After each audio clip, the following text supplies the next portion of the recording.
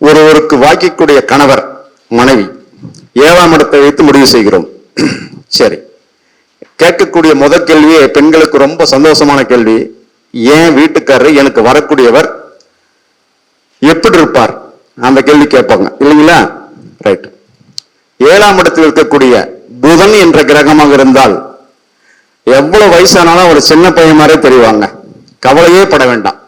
இளமையான, துடிப்பான, நகைச்சுவையான, எப்பொழுதும் கலகலப்பான, எப்பவுமே எந்த ஒரு ரிஸ்க் எடுக்காம வீட்டுல எந்த ஒரு நெளிவு சுழிவு நடந்தாலும் ஈஸியா சிரிச்சு பேசி அந்த பிரச்சனையை சரி பண்ணக்கூடிய அமைப்புக்கு அவர் கணவர் அமைவார். பெண்களுக்கு அதே அமைப்பு ஆண்களுக்கு இருக்குமாயின் அதே பதில். நின்ற சாரதெல்லாம் அடுத்தது. முதல்ல இந்த பதிவு, இந்த அமைப்பு இருந்தால் இந்த மாதிரி கணவர் நிச்சயமாக அணைவார். சரி, 7ஆம் இடத்தில் சனி என்ற கிரகம் இருக்குமாயின் பெண்களுக்கு முதல் கணவன் தொழில் மட்டுமே. அதுல எந்த ஒரு மாற்று கருத்தும் கிடையாது. நான் வேலைக்கு போய் சம்பாதிக்க வேண்டும், என்னை விட்டுருங்க. முதல் என்னுடைய அங்கீகாரம் சனி என்ற தொழிலுக்கு மட்டுமே முதல். அதற்கடுத்துதான் குழந்தைகள், மற்ற அமைப்பு அத்தனையுமே. இந்த தொழில் கத்திருக்கேன், எனக்கு இந்த வாய்ப்பு கொடுக்கணும், எனக்கு இதை அமைச்சு கொடுக்கணும் அப்படிங்கிற தொழிலில் மிக மிக ரொம்ப ஆர்வமாக இருக்கக்கூடிய மனைவி ஜாதகத்தில், அதாவது பெண் ஜாதகத்தில் 7ஆம் இடத்தில் சனி இருந்தால் அடுத்து சொல்றேன். இப்போ ஆண் ஜாதகத்தில் 7ஆம் இடத்தில் மனைவி இந்த சனி இருக்குமாயின் இந்த பலன் உறுதியாக. இரண்டாவது அவங்களுடைய தன்மை, அந்த சோம்பேறித்தனம், அதெல்லாம் வேற சப்ஜெக்ட். முதல்ல தொழிலுக்கு மரியாதை கொடுப்பாங்கிறது ஃபர்ஸ்ட் பாயிண்ட். சரி, அதுக்கடுத்தது 7ஆம் இடத்தில் சூரியன். இந்த சூரியன் என்ற கிரகம் ஆட்சி, அதிகாரம், அத்தனை விஷயங்களும் அவங்களுக்கு இந்த கனவு வராம இருக்கவே இருக்காது. கனவு வந்ததுன்னா வரிசையா கனவு வந்துகிட்டே இருக்கும். 7ஆம் இடத்தில் இருக்கிற சூரியன் லக்னத்தை கண்டிப்பாக பார்ப்பார். அந்த திசா புத்தி வரும் காலங்களில் அந்த கனவு வருமாயின் உறுதியாக பலிக்கும். இது எமது ஐயாவின் ஜிகேவின் மிக மிக துல்லியமான பதில். ஸ்டாம்ப் ரூல் அப்படிம்பார். லக்னத்தில் சூரியன் இருந்தாலும் கனவுகள் அதிகமாக வரும். செக் பண்ணி சொல்லுங்க, யாருக்காவது லக்னத்தில் சூரியன் இருக்கான்னு சொல்லுங்க. சரி, அதற்கடுத்தது 7ஆம் வீட்டில் குரு. அவர் சொன்ன மாதிரி அத்தனை அம்சம் உள்ள மனைவி, அதே சமயம் தன்னுடைய கருத்துக்கு மிகவும் மதிப்பளிக்க வேண்டும், உண்மையாக இருக்கணும், அத்தனை விஷயங்களையும் ஒரு அங்கீகாரத்துடன் செயல்பட வேண்டும். மதிப்பு, மரியாதை, செல்வாக்கு, அத்தனை விஷயத்திலும் தனக்கு உண்டான ஒரு அங்கீகாரத்துடன் இருக்கக்கூடிய ஒரு அமைப்பு நிச்சயமாக இருந்தால் மட்டுமே அவங்களை அனுசரித்து செல்ல முடியும். அங்கே அவங்களுடைய குடும்பம் நடத்தும் பாங்கு, பணத்தை கையாளும் முறை, இது எல்லாமே மிக மிக நேர்த்தியாக இருக்கக்கூடிய அமைப்பு. சரி, இதே சின்னதா வக்ரமாக இருந்ததுன்னு வச்சுங்க, மிகவும் நேர்த்தியாகத்தான் இருப்பார்கள். வக்ர கிரகத்திற்கு உக்கிரமான பலன் என்ற விதியின் அடிப்படையில் மிக நேர்மையாக, கண்டிப்பாக குழந்தைகளையும் கணவரையும் அனுசரித்து போகக்கூடிய அமைப்பு நிச்சயமாக அந்த பெண்ணுக்கு உண்டு. அதில் மாற்றமே இல்லை. சரிங்க, அதற்கடுத்தது சனி, குரு, சுக்கிரன் 7இல் சுக்கிரன். இதனுடைய விதி அமைப்பு நல்ல அழகான குடும்பத்திற்கு ஏற்ற மனைவிதான், அதில் மாற்றம் இல்லை. அந்த மனைவியை அனுசரித்து செல்லக்கூடிய அமைப்பு இந்த கணவருக்கு இருக்க வேண்டும். அங்கே அவருடைய நிதி மற்றும் அழகு கலை, அதை சார்ந்த அவங்க தேவைப்பட்ட சொகுசான வாழ்க்கையை இருக்கும்படியான நிலையில் அவர்களை வழிநடத்தி சென்றோமானால் மிகவும் சந்தோஷமாக இருப்பார்கள். அவர்கள் எதிர்பார்க்கக்கூடிய அந்த வாழ்க்கைக்கு சற்று மாறி நடந்தாலும் முகம் சுளிக்கும் வண்ணம் அவருடைய செயல்பாடு இருக்கும் என்பதால் சுக்கிரன் என்பது மிக மிக சரியான அமைப்பாக இருக்கும். அதே அமைப்பில் இந்த லக்னத்திற்கு 7ஆம் இடத்தில் சனி இருக்குமாயின் கணவர் ஜாதகத்தில் மனைவி செய்யும் ஒவ்வொரு விஷயத்திற்கும் இவர் எதிர்ப்பு தெரிவித்தார் என்றால் அங்கே ஒரு மன இறுக்கத்தை சந்திக்கக்கூடிய அமைப்பு அந்த பெண்ணுக்கு ஏற்படும். இந்த அமைப்பு பிரகாரம் அதே போல 7ஆம் இடத்தில் இருக்கக்கூடிய சுக்கிரன் இருக்கும் இடத்தில் கணவருக்கு செவ்வாய் இருக்கிறது என்றால் மிகவும் அந்யோன்யமான தம்பதிகள். இந்த பெண்ணுக்கு உதாரணத்துக்கு கன்னியில் சுக்கிரன் இருக்கிறது என்றால் அதே இடத்தில் கணவருக்கு செவ்வாய் இருக்குமாயின் அனுசரித்து போகக்கூடிய அமைப்பு நிச்சயமாக ஏற்படும். அங்கே சுக்கிரன் நீச்சமாக இருந்தாலும் பரவாயில்லை, நிச்சயமாகத்தான் இருக்கும். சோ இரு ஜாதகத்தினுடைய தன்மை அடிப்படையில் திருமண பொருத்தத்தில் பார்த்த உடனே 10 ஜாதகம் கூட கொடுக்கட்டும். ஒரு பெண்ணுக்கு 10 வரன் கொடுக்குறாங்கன்னு வச்சுக்கிட்டா 10 வரன்லையும் எந்த ஜாதகம் கரெக்டா சூட் ஆகும் திருமண பொருத்தத்தில் மிக நேர்த்தியாக எடுக்க முடியும். இரு ஜாதகத்தினுடைய கூட்டு தன்மை அதனுடைய அம்சத்தின் அடிப்படையில் உதாரணத்துக்கு சொல்கிறேன். இன்றைக்கு குரு மிதுனத்தில் இருக்கிறார். சரி, இந்த மிதுனத்தில் இருக்கக்கூடிய குரு மீது கொடுக்கப்பட்ட வரன்களின் செவ்வாய் சுக்கிரன் இந்த கிரகங்கள் இருக்குமே ஆயின் அந்த பொண்ணுக்கு அழகா அந்த பொருத்தம் ஏற்படும். நிச்சயமாக சுக்கிரன் செவ்வாய் வளர்பிறை புதன் சந்திரன் வளர்பிறை சந்திரன் புதன் என்ற இந்த நல்ல கிரகங்கள் அந்த குரு மீது இருக்குமே ஆயின் திருமண பொருத்தம் மிக சரியாக வரும். அந்த ஜாதகத்தை மட்டும் எடுத்து நீங்க அடுத்த பொருத்தம் பார்க்க ஆரம்பிச்சிடலாம். ஒரு உதாரணமாக அந்த இடத்தில் இருக்கக்கூடிய குரு மீது ராகு கேது சனி இருக்குமாயின் நிச்சயமாக பொருத்தம் வரவே வராது. தாராளமா எடுத்து தாராளமா வச்சிடலாம். சோ இந்த அடிப்படையில் ஒரு நபருக்கு வரக்கூடிய மனைவி அல்லது கணவர் எந்த அமைப்பில் இருப்பார், எப்படி செயல்படுவார் என்பதை 7ஆம் இடத்தை வைத்தும் அதே இடத்தில் கணவருக்கு இருக்கக்கூடிய கிரகங்களை வைத்தும் ஒரு செகண்ட் அல்லது ஒரு நிமிஷம் அதுக்கு மேல ஆக வேண்டியதில்லை, பார்த்த உடனே படாது சொல்லிடலாம். இது சந்திரன் நாடி முறையில் இந்த அமைப்புகளை வைத்து திருமண பொருத்தத்தில் ஐயா சொன்ன மாதிரி இந்த 10 பொருத்தம் என்பது ஒரு 10 மார்க்கு தான். அதுக்கடுத்தது அந்த கட்ட பொருத்தம் என்பதே 90%. இந்த கட்ட பொருத்தத்தை வைத்து திருமண பொருத்தத்தை முடிவு செய்தோமானால் எந்த விதத்திலும் சோடை போக மாட்டோம், ஜெயித்து விடலாம். சோ அந்த அடிப்படையிலேயே நான் திருமண பொருத்தம் பார்த்து கொண்டிருக்கிறேன்.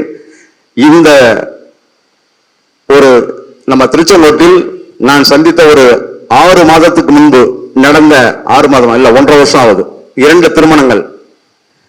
2 பேத்துக்கும் இந்த குழந்தை பிறக்கும் காலதாமதம் ஆகும் என்று தெளிவாக சொன்னேன். அதே போல 2 நபர்களுக்கும் 1 மாத இடைவெளியில் திருமணம். அந்த முதல் திருமண நபருக்கு தம்பதிகளுக்கு பெண் குழந்தை தான் பிறந்து இப்ப 1 மாதம் ஆகிறது. பேரை தாராளமாக சொல்ல முடியும், பேர் வேண்டாம். அதற்கடுத்து இன்னொரு தம்பதிகள், அந்த தம்பதியருக்கு காலதாமதமாகும் 1.5 வருஷத்துக்கு பிறகுதான் குழந்தை, அதே மாதிரி ஆண் குழந்தை பிறந்தது நம்ம உள்ளூர்ல. அதே போல ஒரு ஜாதகர், அந்த ஜாதகருக்கு அரசு வேலை கிடைக்குமா என்று என்னிடம் ஜாதகம் தரப்பட்டது. அந்த ஜாதகருக்கு சிம்மத்தில் சூரியன் செவ்வாய். நான் தெளிவாக எழுதி கொடுத்தேன், இவர் உறுதியாக குரூப் 1 அல்லது குரூப் 2 தேர்வில் தேர்ச்சி நிச்சயமாக பெறுவார் என்று. இன்னைக்கு சிடிஓ ஆயிருக்கார், commercial tax officer, selected in group 2. அடுத்து குரூப் 1 எழுதிட்டு இருக்கார். எல்லாமே இங்க திருச்செங்கோடு நடந்த சமாச்சாரம். ஆணித்தரமாக சொல்லக்கூடிய விஷயத்தை ஒரு ஜாதகத்தில் பலனை முடிவு செய்யும் பொழுது அந்த கிரக சேர்க்கை, அந்த கிரக சேர்க்கையின் மீது கோச்சார கிரகங்கள், அந்த கோச்சார கிரகங்களின் தசா புத்திகள் வறுமையாயின் அந்த பலன் 100% உறுதியாக சொல்ல முடியும். அங்கே ஜனன காலத்தில் இருக்கிற அமைப்பை தான் கோச்சார கிரகங்கள் பலனை உருவாக்கி தசா புத்தி முடிவு செய்கிறது. தசா புத்தியோ அல்லது கோச்சாரமோ ஒரு விஷயத்தை சொல்லாமல் அங்கே அவருக்கு பலன் இல்லை. இந்த அடிப்படையில் அரசு உத்தியோகம் உறுதியாக கிடைக்கும் என்று சொல்லி உறுதியாக கிடைத்தது. கணபதி டெக்ஸ்டைல்ஸ் என்ற நபரின் 2வது பையன் எட்டிமடையில நேற்று முதல் நாள் வந்து என்கிட்ட சொல்லிட்டு போனார், சார் இந்த மாதிரி நீங்க சொன்னீங்க, இது நடந்துருச்சு, இப்ப அரசு வேலைக்கு இப்ப ட்ரைனிங் போறாப்புல. சோ இந்த விஷயத்தை ஜாதகத்தில் கூற முடியுமா என்றால், சொல்ல முடியுமா என்றால், சந்திரநாடி என்ற விதியின் அடிப்படையில் விதிகள் கிட்டத்தட்ட அரசு வேலைக்கு ஒரு புஸ்தகமே போடலாம். அத்தனை விதிகள் இருந்தாலும் கிரக சேர்க்கை இருக்குமாயின் பலன் உறுதி. அதற்கடுத்தது ஒரு 5 விதிகள் அரசு வேலைக்கு. கடகம் சிம்மம் இந்த ராசி அல்லது லக்னம், ஏன்னா ஒளி கிரகங்கள். அதற்கடுத்தது 5ஆம் இடம் 10ஆம் இடம் சம்பந்தம் இருந்தால் உறுதியாக வேலை. சூரியன் சனி நேரடி பார்வை இணைவு, உறுதியாக வேலை. சிம்மத்தில் கிரகங்கள் இருக்குமாயின் நிச்சயமாக சனி இருக்குமாயின் உறுதியாக தமிழ்நாடு அரசு உத்தியோகம், மாநில அரசு உத்தியோகம் உறுதியாக கிடைக்கும். அதேபோல் மேசத்தில் ஒரு கிரகம் இருக்குமாயின் அது மத்திய அரசு வேலையை உறுதியாக சொல்லிக் கொடுக்கும், காண்பிக்கும். சோ இந்த அடிப்படையில் சூரியன் சனி 5, 10ஆம் இடங்கள் ராசி, கடகராசி, சிம்மராசி, லக்னங்கள், சூரியன் செவ்வாய், சூரியன் குரு, இந்த அடிப்படையில் கிரக சேர்க்கை, அங்கே ராசி லக்னங்கள் மற்றும் பாவகங்களின் தொடர்பு, இது சம்பந்தப்பட்டு விதிகள் பொருந்தி வருமாயின் கோச்சாரமும் தசாபுத்தியும் அழகாக பொருந்தி வரும் பொழுது உறுதியாக வேலை. இப்பொழுதுதான் வேலை. அந்த பையனுக்கு நான் சொன்ன பதில். சோ விதிகளை சொல்லி துல்லியமான பதில்களை கொடுக்க முடியும் என்றால் அது சந்திரநாடு என்பதை நிரூபிக்க முடியும், நிரூபித்துக் கொண்டிருக்கிறோம். எந்த ஒரு பலனை சொல்லும் பொழுதும் ஒரு முறைக்கு இருமுறை அந்த விதிகள் அடிப்படையில் பயணித்தோமானால் பலன் சொல்லும் விதம் மாறாது. நாம் அந்த பலனை சொல்லிவிட்டு பயப்பட வேண்டிய அவசியமே கிடையாது. அதே போல கடந்த மாத கருத்தரங்கில் அண்ணன் VM கணேசன் அவர்கள் சொன்ன இந்த 11ஆம் இடத்தை வைத்து அந்த சிம்பிள், அந்த லாஜிக்ல உண்மையாலுமே பயன்படுத்தி வெற்றி கண்டவர்கள் ஏராளம். இந்த முறையை ஏற்கனவே எமது குருநாதர், அவர் காலமாயிட்டார், சிவசங்கர், எஸ், ரொம்ப அருமையான ஜோதிடர். அவர் நட்சத்திர வகுப்பு என்பது கிட்டத்தட்ட எனக்கு 1.5 வருஷம் நடத்தினார். ஒவ்வொரு நட்சத்திரத்திற்கும் இந்தந்த பதில், 108 பாதங்களுக்கும் பதில், இந்த நட்சத்திரத்தில் இந்த கிரகம் இருந்தால் இந்த பதில் ஆணித்தரமாக சொல்லுவார். அப்படிப்பட்ட ஒரு நல்ல நபர். ஜோதிடத்துறையிலிருந்து அவரால் மேலும் பயணிக்க முடியாமல் உடல்நிலை காரணத்தினால் இறந்து விட்டார். அண்ணன் சொன்ன விதிகள் எங்களுக்கு அப்பவே கொடுக்கப்பட்டது. அந்த விதிகளை, அந்த சிம்பிள்ஸ், அதை பயன்படுத்தும் பொழுது வெற்றி உறுதியாக கிடைக்கும் என்பதை அண்ணனுக்கு இந்த இதுல அந்த வீடியோ வந்து நிறைய வியூஸ் போயிட்டு இருக்கு. அண்ணன் கூப்பிட்டு சொன்னாரு, அதன் பிறகு நான் பார்த்தேன். நானு நல்லாவே ரொம்ப நல்லா ரீச் ஆயிருக்கு. அண்ணா ரொம்ப நன்றினா.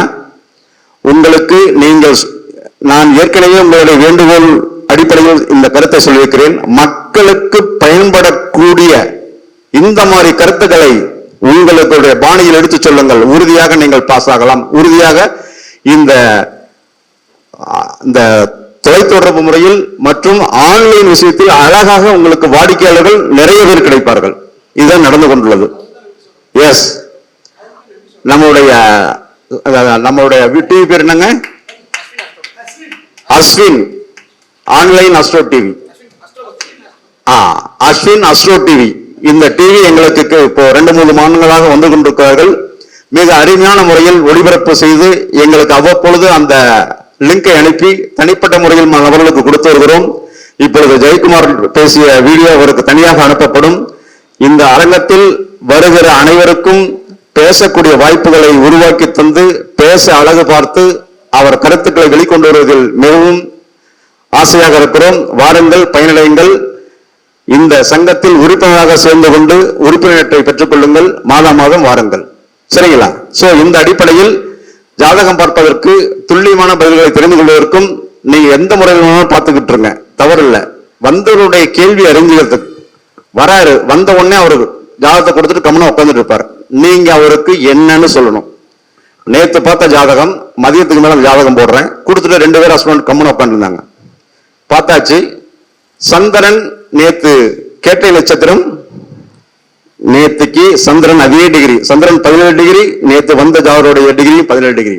வந்த உடனே இருக்கிற வேலையிலிருந்து மாற்று வேலைக்கு போறீங்க. Yes or no? ஆமாங்க. இந்த இடம் தூரமா போகணும்னு நினைக்கிறீங்க. எஸ். இந்த இருக்கிற வேலையில உங்களுக்கு சம்பளம் பத்தல, அதிக சம்பளத்துக்காக போறீங்க. ஆமாம்.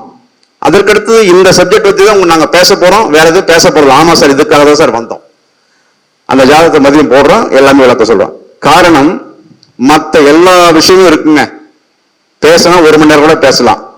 ஆக்ட் இந்த நேரத்துக்கு இன்னைக்கு இவங்க எதுக்காக வந்திருக்காங்க அந்த விஷயத்தை சொல்லிட்டீங்கன்னா ஜாதகத்தில் நீங்க ஜெயிச்சிடலாம். சோ அதுக்கு சந்திரநாடி முறை என்பது நீங்கள் விருப்பப்பட்டால் தெரிந்து கொள்ளுங்கள், கற்றுக்கொள்ளுங்கள். மிக எளிமையாக, மிக வலுவாக, மிக எளிமையான முறைகளை விதிகளை கொண்டு வலுவான பதில்களை சொல்ல முடியும் என்பது ஆணித்தரமான கருத்து ஐயா GK ஐயாவின் கண்டுபிடிப்பு.